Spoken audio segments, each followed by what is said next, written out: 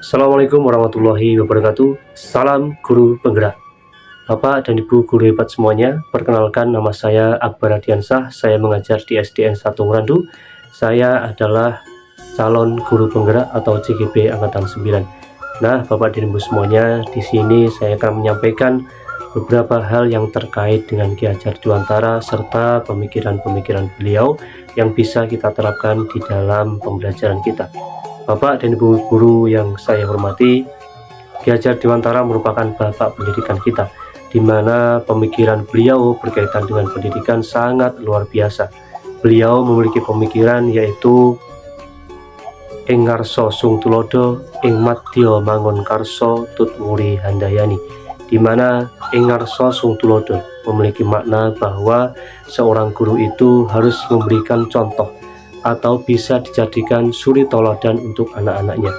Kemudian semboyan yang kedua yang berbunyi ing madya mangun karso, yang memiliki makna bahwa seorang guru itu harus berada di tengah-tengah siswanya dan memberikan semangat kepada siswanya agar mereka rajin untuk belajar, mereka rajin untuk mengembangkan potensi-potensi yang dimilikinya, sehingga kedepannya mereka bisa mencapai cita-cita yang ingin dia capai.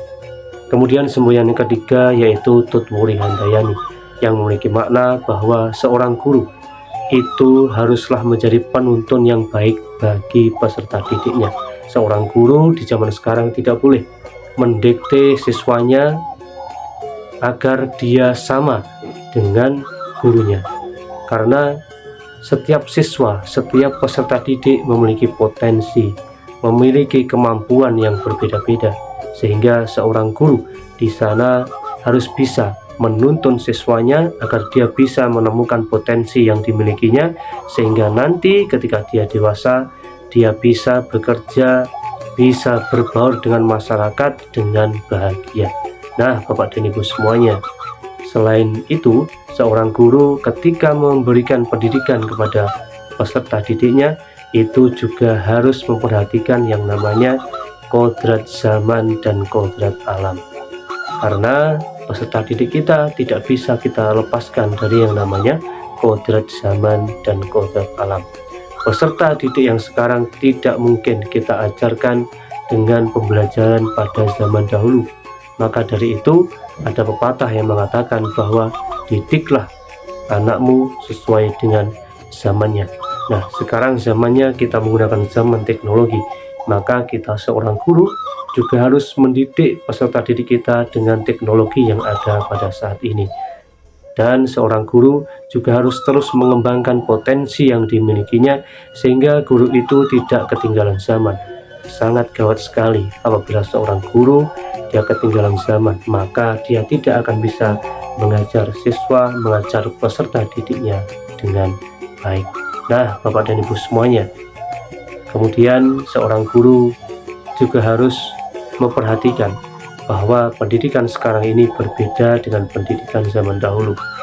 Pendidikan zaman dahulu menitik beratkan pada pembelajaran yang berbasis teacher center, yang itu memiliki makna bahwa seorang guru menjadi pusat belajar bagi peserta didiknya.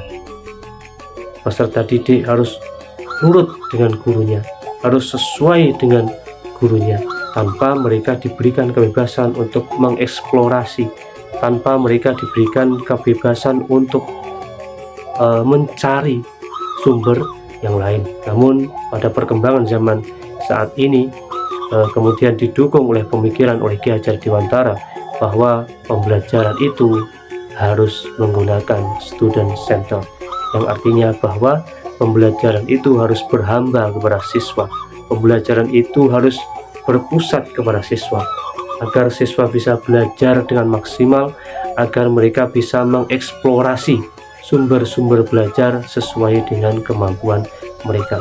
Makanya pada zaman dahulu Ki Hajar Dewantara menciptakan sebuah sekolahan yang diberikan nama Taman Siswa, yang itu artinya bahwa diharapkan ketika siswa itu belajar, mereka belajar dengan senang gembira. Nah, salah satu cara agar mereka belajar dengan senang gembira mereka terpacu semangatnya untuk belajar, salah satunya yaitu menggunakan pembelajaran yang berbasis kepada siswa.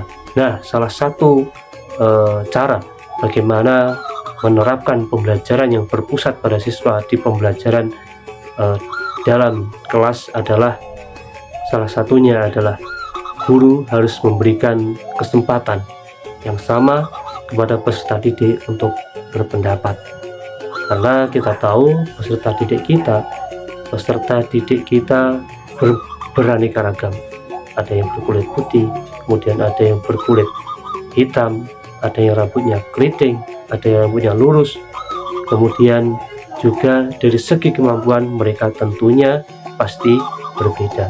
Nah, dari situ maka guru harus bisa menjembatani, memberikan kesempatan yang sama kepada mereka untuk berpendapat, untuk menyampaikan pertanyaan, dan untuk menjawab pertanyaan. Nah, Bapak dan Ibu semuanya, ini adalah salah satu contoh bagaimana penerapan pembelajaran yang berpusat pada siswa di dalam kelas. Yuk kita lihat bersama-sama.